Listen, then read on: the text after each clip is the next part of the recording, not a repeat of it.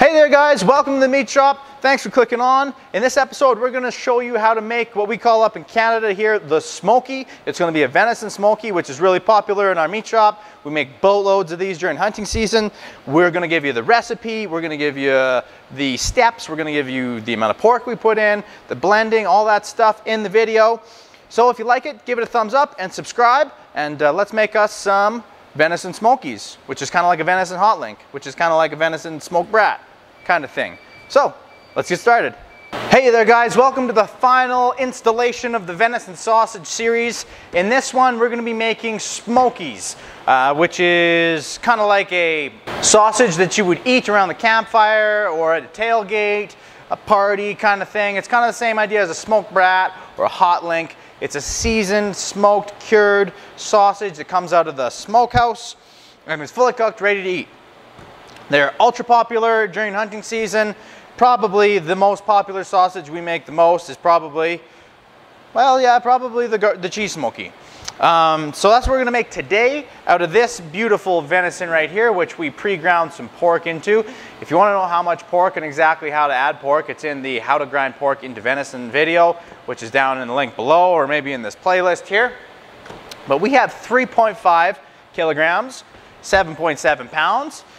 2.2 pounds of this is pork fat, or not pork fat, but pork trim, 50-50 trim off the belly and loin. So it's kind of fattier stuff, but it's really nice quality trim. At 5.5 pounds is nice lean venison, no blood, no hair, really lean, really clean. So that's 2.5 kilograms, 1 kilogram of pork, 2.5 kilograms of venison. So what goes into a smoky? You guys have probably maybe seen, if you're subscribed to some of my other videos, that we've done smokies in before, but the recipe's the same. If you do have a really strong animal though, and you don't want to put as much pork in, you can always bump these spices up. Just add a half a gram or a gram per kilogram of each spice if you want to increase or decrease the flavor. So in a smoky, we have, all my recipes are in grams per kilogram. So this is grams per 2.2 pounds. We have salt, 15 grams per kilogram, pepper, 3 grams per kilogram, cayenne, half a gram per kilogram, garlic, granulated garlic, 3.5 grams per kilogram, marjoram, 1 gram per kilogram, cure number 1, since we're going to stick it in the smokehouse, at 3 grams per kilogram, and then sodium erythorbate, if you want to smoke it the same day or right after you get it stuffed, add sodium erythorbate, ascorbic acid, or citric acid. It is a cure accelerator. And binder at 10 grams per kilogram. Binder is some sort of protein. I have a video on binders, it's called How to Make a Sausage Recipe video. But basically binders are protein you add to get more protein extraction, which holds moisture and juices and gives it a nice snappy full bite. So that's the recipe. It's down in the link below. Like I said, you can bump it up if you want more flavor to hide that wild game. But we're just going to mix our spices into this meat, which we finished on a fine plate, 1/8 of an inch or 3 to 4 millimeters. You could have added your seasonings after your first grind and ground it through, and that would have helped distribute the spices, but this is going to get you the same result in the end. Another thing I have done, I think I have a jalapeno cheddar smoky video where I grind the cheese through the grinder. That's a pretty good option for this step, which I didn't do. But I just cubed up a bunch of American cheddar into little chunks. How much, Dunk? 130 grams of American cheddar per kilogram of meat. 130 grams of cheddar per 2.2 pounds. I got that all chopped up right here, so I'll just toss that in at the end.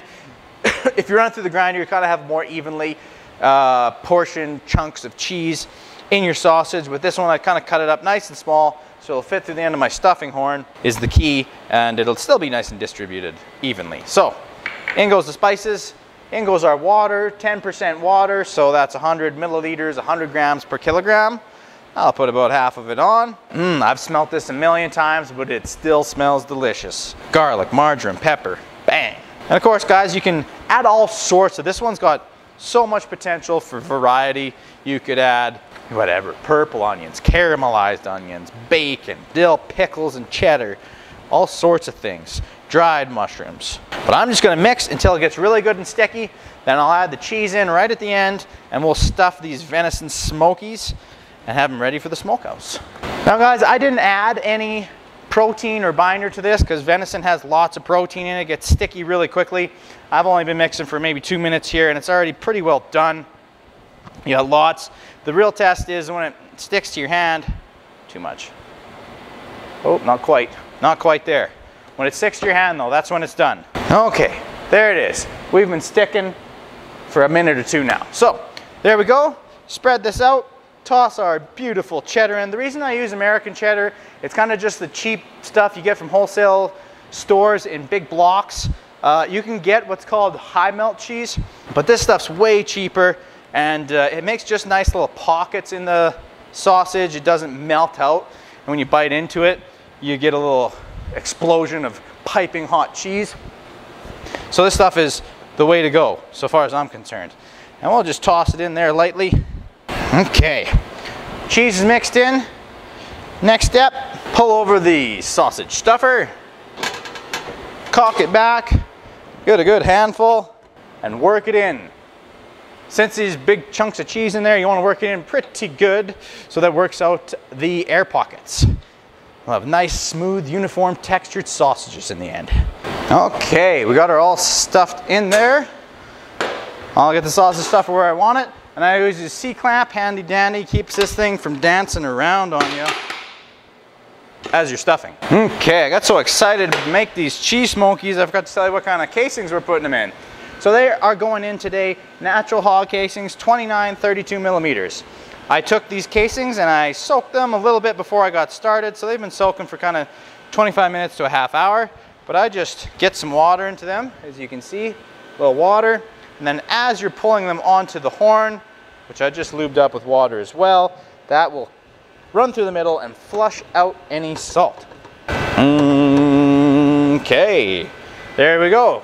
She's fully loaded. I just leave a little bit off the end, pinch on either side till a little bit of, let the air go by, and once a little bit of sausage comes, as you can see there maybe, I pinch it tight, till you're about a hand length away, and then you're good to just go.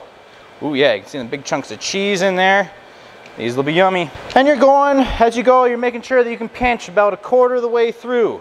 That way you can link them afterwards and not worry about too much bursting issues, hopefully. And if you have a little bit of air build up on the horn behind your hand, because you got a little bit of air pockets in it, just take your fingernail and nick it. And that will let the air out and you'll be back to ground zero. Okay, there's the end of it there. Pull her back, rip this off the horn. Not very much casing left, so I'm not going to worry about saving this a little bit. But if you do want to save these guys, just dry them out a little bit, pat them good and dry, hang them up to drip for a little bit, and then salt them and put them back in the fridge.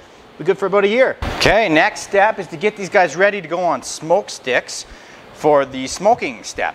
And all I do is I find the end, pinch, go about kind of 5 inches-ish. Got a little bit of cheese there. You gotta, if you're running into some cheese, you can just massage it to one side or the other. Then I go another 5 to 6 inches and spin towards myself 1, 2, 3 times. And I do that the whole length of this, hopefully breaking none. Okay, there we are. They're all linked up, ready to go in the smokehouse, and you'll next time you see them, they'll be getting ready to get smoked. All right, one last look at the Venison Cheese Smoky, joining some of these other venison products in this smokehouse. One more to add, and then we'll start smoking.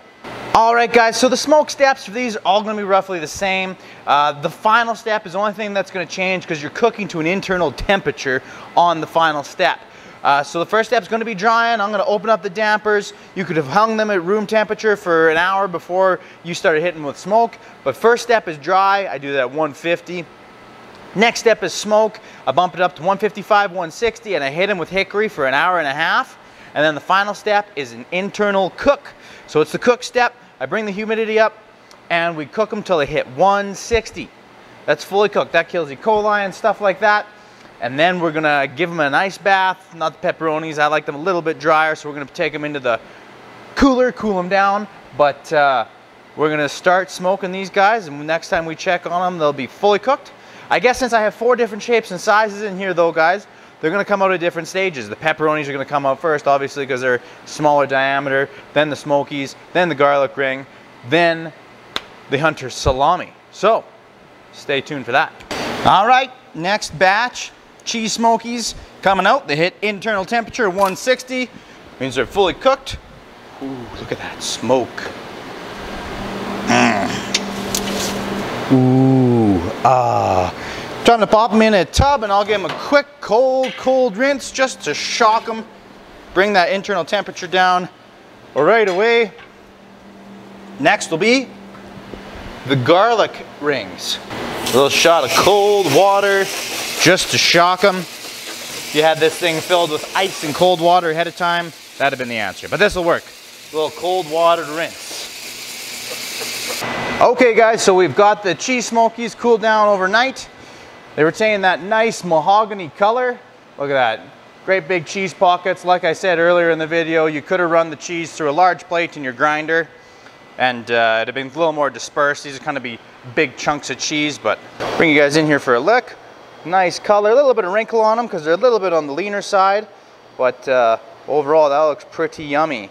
Cut into one, get you a cross-section picture here. All right, and we just cut between all the joints here to separate them, and we'll pack them up in vac packages of 4. But you guys want to see the inside, you want to see the goods. Let's do one of these vertical cuts here. Nice firm texture, which means we got good protein extraction. There we go, cheese Smoky. Wham, inside. Look at that, those nice bits of cheese suspended in the meat. That'd be pretty good over a campfire or a grill. All right, time to dive in, have a bite of this. I've made these about 1,000 times, so I know exactly how they taste, but they're still good, always good.